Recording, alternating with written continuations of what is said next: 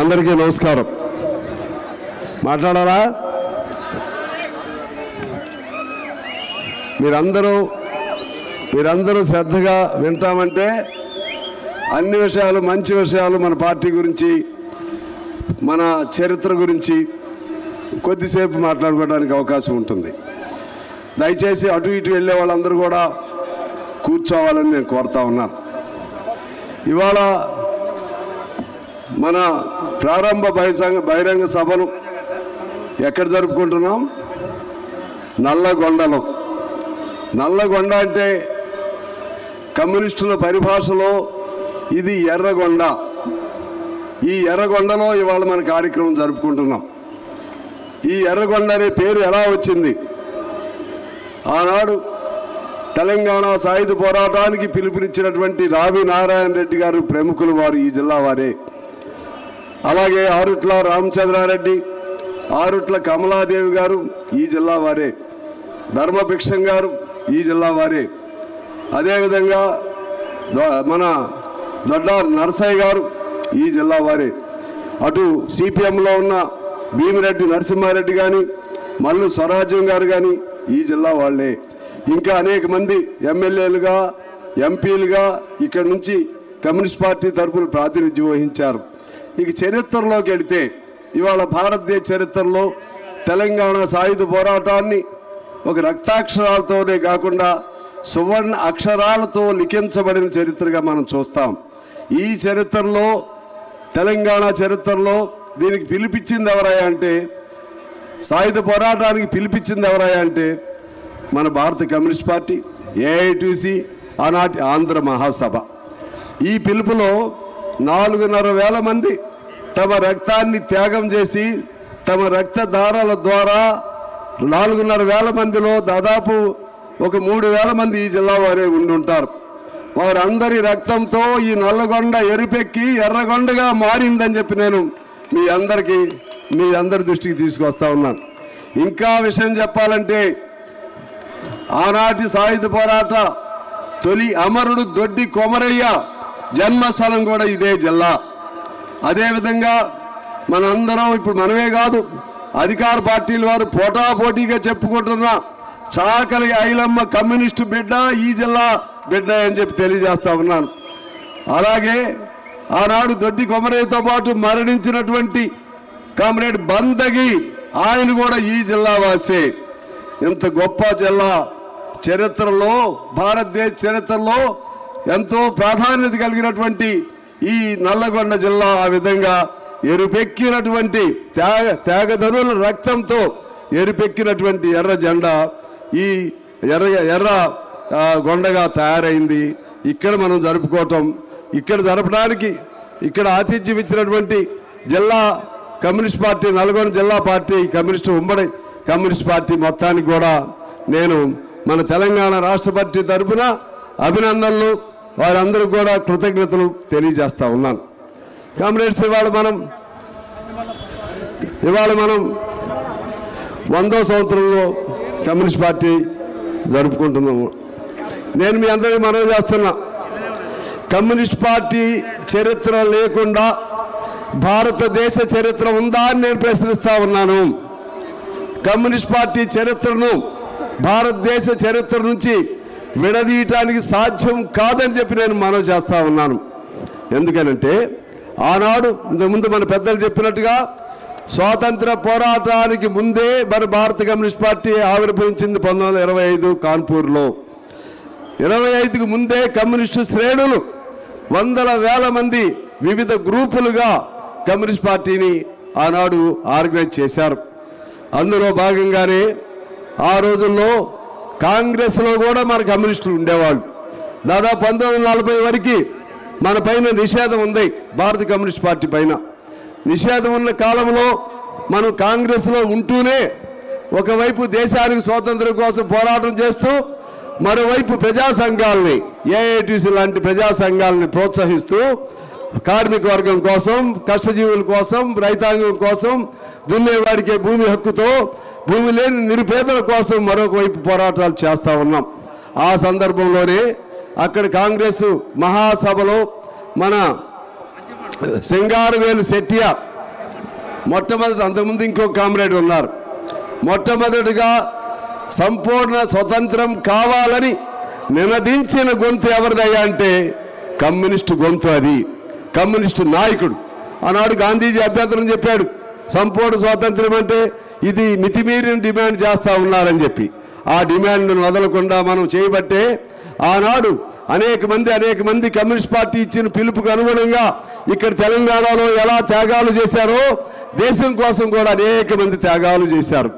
ఎన్ని కేసులు, ఎన్ని నిర్బంధాలు, ఎంతమంది మరణాలు, ఎంతమందికి లాఠీ ఛార్జీలు, ఎన్ని లక్షల మంది జైళ్ళు. వీళ్ళందరూ ఎవరయ్యా అంటే కమ్యూనిస్ట్ పార్టీ కార్యకర్తలే. వాళ్ళందరూ కలిపి 1925 మేరట్ కుట్ర కేసులో వాళ్ళు, గదర్ పార్టీ నిర్మాతలు, అదేవిధంగా ఖిలాఫత్ ఉద్యమంలో పాల్గొన్న వాళ్ళు, అలాగే పెషావర్ కుట్రలో ఇరికించబడిన వాళ్ళు, భగత్ సింగ్ అనుచరులు, చంద్రశేఖర్ ఆజాద్ అనుచరులు అందరూ విప్లవీరులే.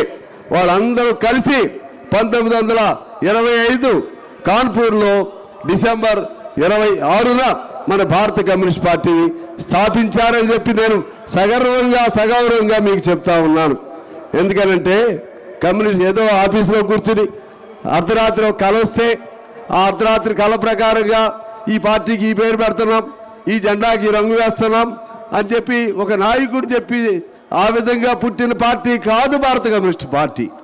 ఈ భారత కమ్యూనిస్ట్ పార్టీ పుట్టుకే వీరుల మరణంలో నుంచి కమ్యూనిస్ట్ పార్టీ పుట్టింది, వీరుల త్యాగాల్లో నుంచి కమ్యూనిస్ట్ పార్టీ పుట్టింది.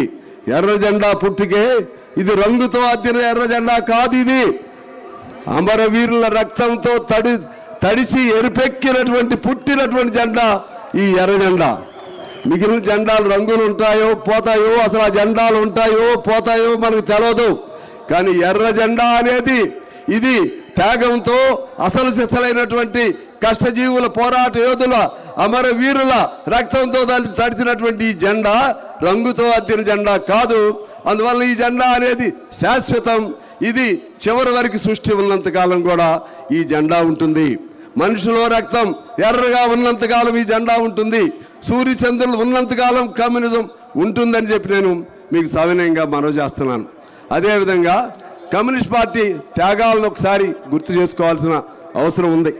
ఇవాళ భూ సంస్కరణ చట్టం వచ్చింది. దేనివల్ల వచ్చింది?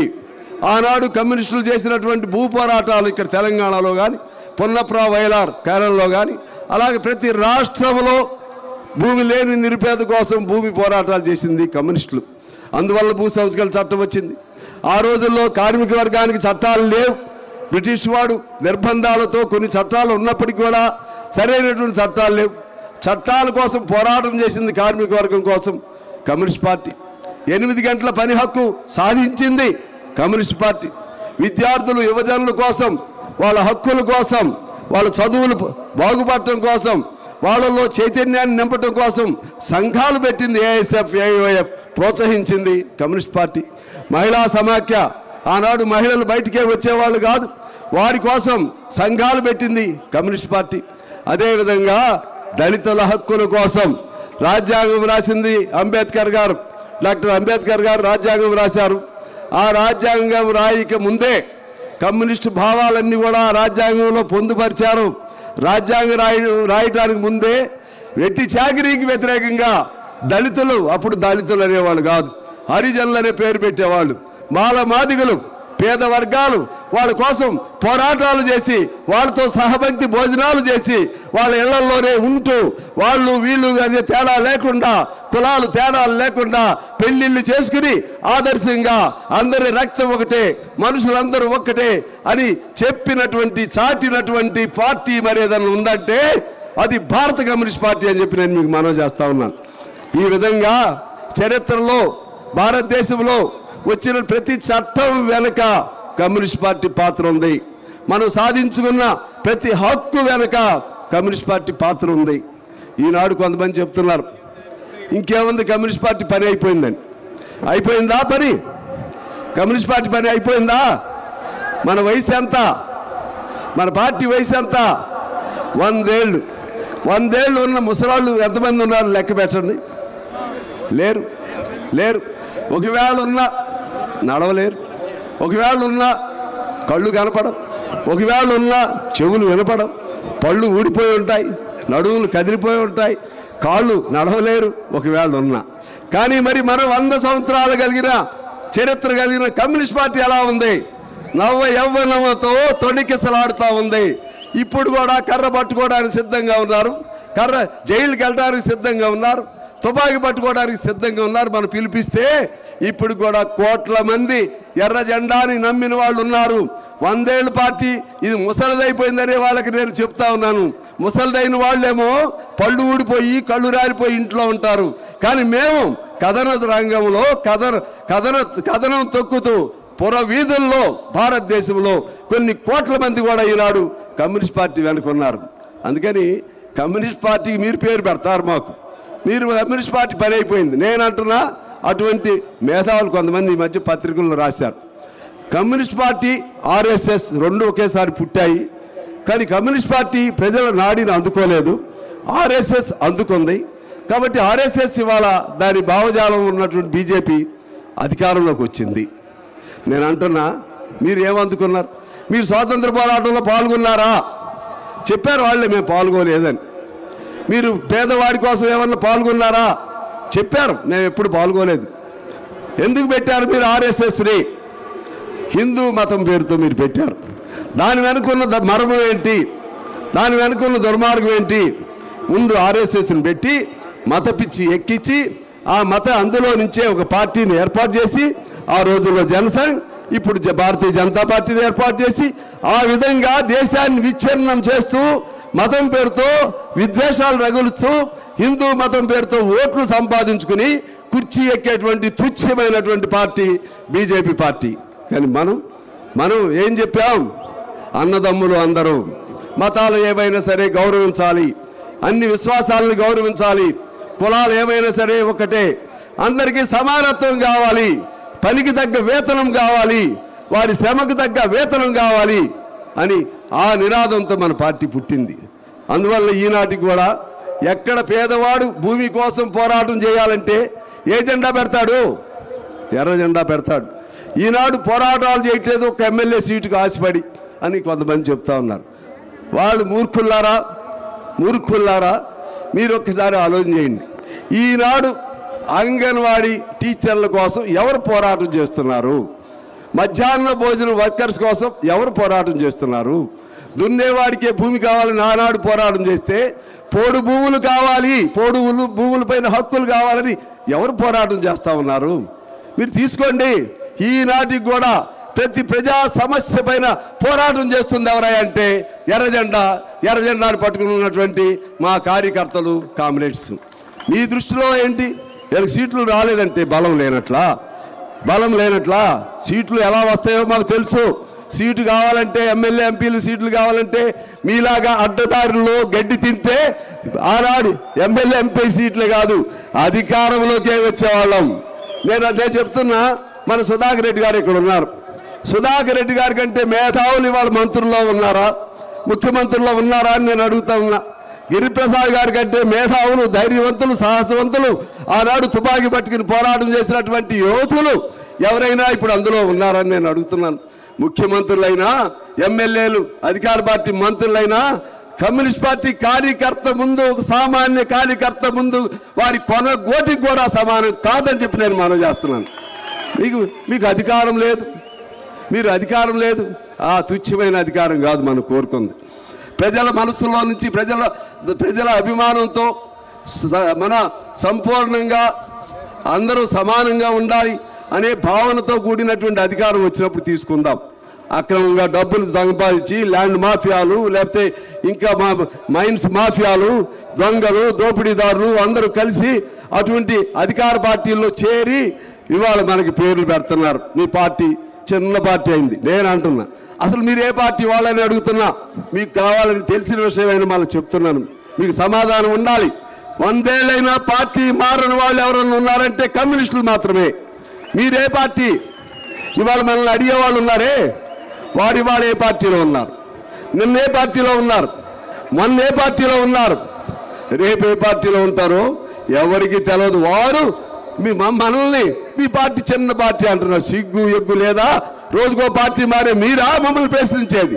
మీరా మమ్మల్ని ప్రశ్నించేది? పార్టీ కోసం ప్రాణాలను అర్పణ చేయడానికి, ఎర్ర జెండాను నిలబెట్టుకోవడం కోసం ప్రాణాలను అర్పణ చేయడానికి జైళ్ళైనా లాఠీలైనా తోటాలైనా సరే గుండె ఎదురొడ్డి నిలబడి పోరాటం చేయడానికి పుట్టినటువంటి పార్టీలో మేము ఉన్నాం. మా పార్టీకి మీరు పేర్లు చెప్పి మేము చాలా గొప్ప పార్టీ, అసలు మీకు పార్టీయే లేదయ్యా. ఎన్ని పార్టీలు పుట్టాయి, ఎన్ని పార్టీలు పోయా ఈ దేశంలో? స్వతంత్ర పార్టీ పుట్టింది పోయింది, జనతా పార్టీ పుట్టింది పోయింది, జనతాదళ్ పుట్టింది పోయింది, ప్రజా సోషలిస్ట్ పార్టీ పుట్టింది పోయింది, కృషికారులోక పార్టీ పుట్టింది పోయింది, మీకు తెలిసిన మనందరికి తెలిసినటువంటి చిరంజీవి పార్టీ ప్రజారాజ్యం పుట్టింది పోయింది, వైఎస్ రాజశేఖర రెడ్డి కొడుకు పార్టీ ఒకదానికి పక్షపాతం వచ్చింది, ఒక ప్రాంతానికి అయిపోయింది, తెలుగుదేశానికి కూడా పక్షపాతం వచ్చింది, అది ఒక ప్రాంతానికి అయిపోయింది, పవన్ కళ్యాణ్ పార్టీకి పక్షపాతం వచ్చింది, అది ఒక ప్రాంతానికి వచ్చింది. కానీ సంపూర్ణ ఆరోగ్యంతో పూర్తి స్థాయిగా తెలంగాణ, ఆంధ్రప్రదేశ్, భారతదేశం, ప్రపంచంలోనే ఏ మారుమూలకెళ్ళినా కనపడే జెండా ఏదన్నా ఉందంటే అది ఎర్ర జెండా కమ్యూనిస్ట్ పార్టీ. మేమందరం, మీరు అంటారు మీకు కొన్ని సీట్లు ఎక్కువ వచ్చారు, అరే మేము ప్రపంచంలోనే మేమున్నాం, మీరు ఏ మూల ఉన్నారు? పక్కనే మీ సరిహద్దుల్లోనే నల్గొండ జిల్లా సరిహద్దుల్లో ఆంధ్రప్రదేశ్ ఉంది, అక్కడ పసుపు జెండా ఉంటుంది, ఇక్కడ ఉండదు. అక్కడ ఇంకో జెండా ఉంటుంది, ఇక్కడ జెండా ఉండదు. కానీ మన జెండా నల్గొండలో ఉంటుంది, ఖమ్మంలో ఉంటుంది, కరీంనగర్లో ఉంటుంది, హైదరాబాద్లో ఉంటుంది, కర్ణాటకలో ఉంటుంది, కేరళలో ఉంటుంది, మధ్యప్రదేశ్లో ఉంటుంది, ఢిల్లీలో ఉంటుంది, చైనాలో ఉంటుంది, అమెరికాలో ఉంటుంది. మన జెండా లేని దేశం కానీ ప్రాంతం కానీ మరొక చోట ఉందా అని నేను అడుగుతున్నాను. మీరు మాకు పేర్లు పెడతారు, మాకు పదవులు పెద్ద లెక్క కాదు. పదవులు కావాలనుకుంటే మంత్రులు అవ్వగలిగిన శక్తివంతులు ఉన్నారు, ముఖ్యమంత్రులు అవ్వగలిగిన శక్తివంతులు ఉన్నారు, ప్రధానమంత్రులు అవ్వగలిగిన శక్తివంతులు ఉన్నారు ఈ పార్టీలో. కానీ అడ్డమైన గడ్డి తినం మేము, అడ్డమైన దారులు తొక్కం మేము. ఈ పార్టీ ఆ పార్టీ ఏది అధికారం ఉంటే అందులో పోయే అలవాటు మాకు లేదు. ఎందువల్లంటే కమ్యూనిస్ట్ పార్టీ అంటే త్యాగాల పార్టీ, సిద్ధాంతం కలిగిన పార్టీ, ఆ సిద్ధాంతాన్ని నమ్మిన పార్టీగా మేమందరం ఉన్నాం. నేను అంటున్నాను, ఈనాడు ఇంక 2 మాటలు చెప్పి నేను క్లోజ్ చేస్తాను. ఇవాళ మీరు తీసుకోండి, పోరాటం అంటే ఏ పార్టీ గుర్తు వస్తుందో ఒకసారి తీసుకోండి. సినిమాల్లో పోరాటం చూపెట్టాలంటే ఏ జెండా చూపెడతారు చెప్పండి మిత్రులారా? ఏ జెండా చూపెడతారు? సినిమా తీసేవాళ్ళు డబ్బులు ఉండేవాళ్ళు. ఎన్టీ రామారావు కూడా ఆయన సినిమాలో ఎర్ర జెండానే చూపెట్టాడు, చంద్రశాసనుడి సినిమాలో. కృష్ణ కూడా ఆయన సినిమాలో ఎర్ర జెండా పట్టుకున్నాడు. అదేవిధంగా మోహన్ బాబు సినిమాలో ఎర్ర జెండా పట్టుకున్నాడు. అంటే వాళ్ళందరికీ తెలుసు ఎర్ర జెండా అంటే ఇది పేదల జెండా అని చెప్పి వాళ్ళందరికీ తెలుసు. అందువల్ల ఎర్ర జెండా అనేది పేదవాళ్ళ జెండా. మీకు మాకు అంతరం అంత ఉంటుంది. కాబట్టి ఈ ఎర్ర జెండా ఇది పోరాటానికి చిహ్నం. మీరు తీసుకోండి. ధైర్యం అంటే ఎవరు కనపడతారు? ధైర్యం అంటే కమ్యూనిస్టే కనపడతాడు. త్యాగం అంటే జీసస్ ఎలా గుర్తుకొస్తాడో, ధైర్యం అంటే కమ్యూనిస్టు, త్యాగం అంటే కమ్యూనిస్టు, పోరాటం అంటే కమ్యూనిస్టు. అన్నిటికీ సింబాలిక్గా సంపూర్ణ మనిషి ఎవరయ్యా అంటే వాడు కమ్యూనిస్టు మాత్రమే. అంత గొప్ప సిద్ధాంతం కలిగినటువంటి మనం కమ్యూనిస్ట్ పార్టీలో ఉన్నందుకు గర్వపడాలని చెప్పి నేను మనవి చేస్తూ ఉన్నాను. అదేవిధంగా ఈ సంవత్సర కాలం పాటు అనేక కార్యక్రమాలు తీసుకుందాం, పార్టీని మరింత పెంచుకుందాం, పార్టీ కోసం అనేక పద్ధతుల్లో దీన్ని ఎలా ముందుకు తీసుకెళ్లాలో మనం ప్లాన్ చేసుకుందాం అని చెప్పి తెలియజేస్తూ, ఇంకొక మాట నేను మర్చిపోయాను. ఇంకొక బండి కట్టి 16 బండ్లు కట్టి ఏ బండిలో వస్తావు కొడుకో నైజాము సర్కరోడా. పాట రాసిన యాదగిరి పుట్టిన గడ్డ కూడా ఇదే. ఆయన కూడా కమ్యూనిస్టే.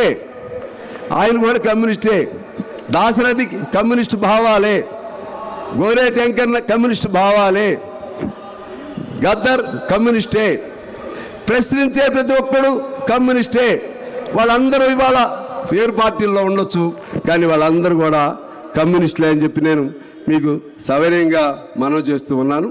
అదేవిధంగా ఆఖరిగా నేను ఒక మాట చెప్పి నేను సెలవు తీసుకుంటాను. కమ్యూనిస్ట్ పార్టీ ఎంతకాలం ఉంటుంది? ఇది పెద్ద ప్రశ్న. అధికారం లేకుండా ఇప్పుడు ఉన్నాం కదా అని నేను అడుగుతున్నా.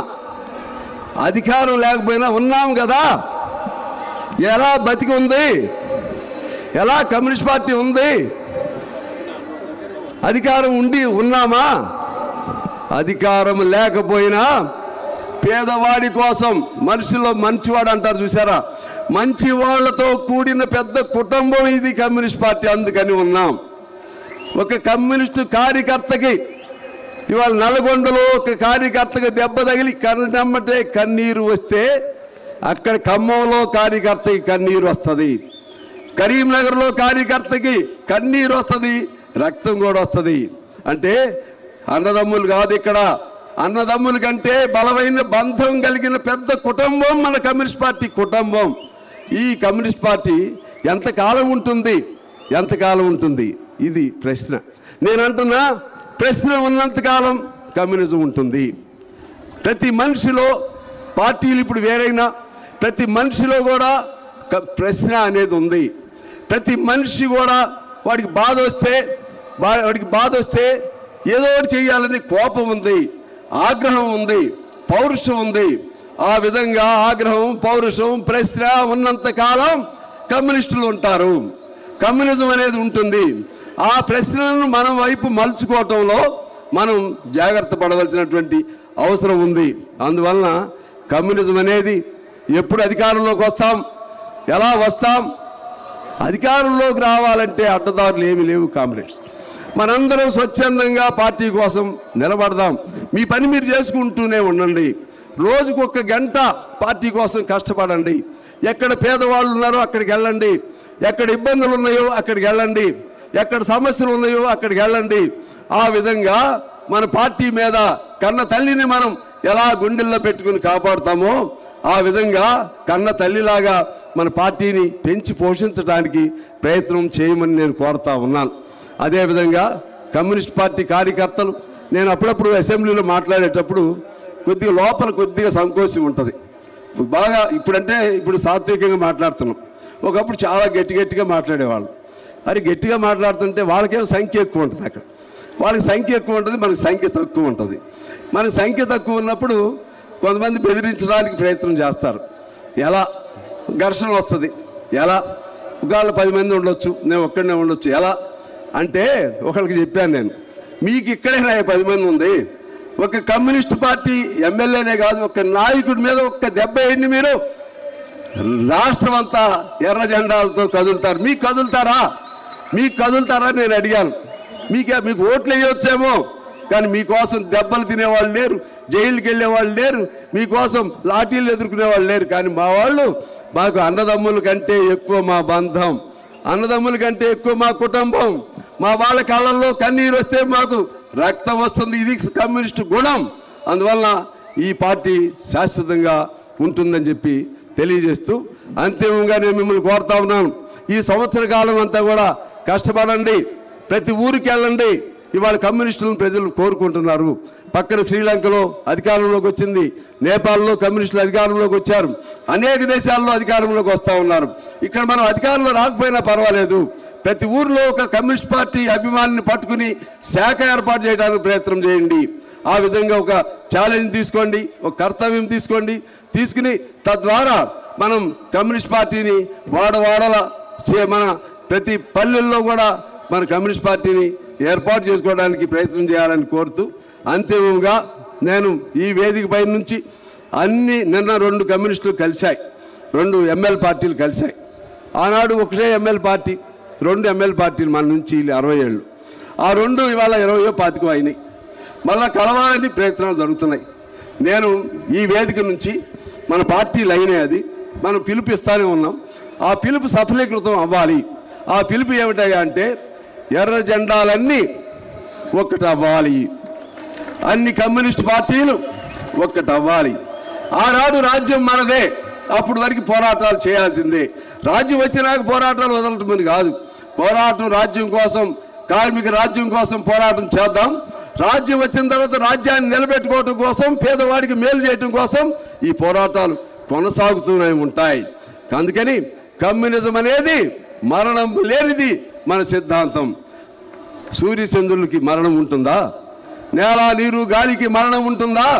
నేల నీరు గాలి వెలుతురు సూర్య చంద్రులు ఉన్నంత కాలం ఎర్ర జెండా ఉంటుంది.